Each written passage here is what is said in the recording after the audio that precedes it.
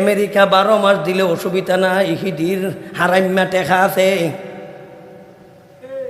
হিদিনদের টেকার অভাব নাই, প্রযুক্তির অভাব নাই।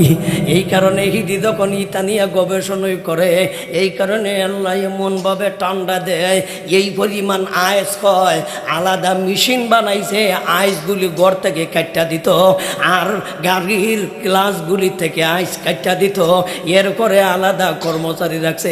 হিদির টাকার অভাব নাই, এই কারণে আইস কাটার জন্য মেশিন বানাইছে, মেশিন কাটার জন্য আলাদা কর্মচারী রাখছে।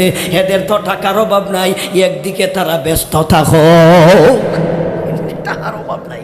এই ঘটনা যদি আল্লাহ বাংলাদেশও ঘটাইতো, বাবা নিজেই চলতাম পারি না।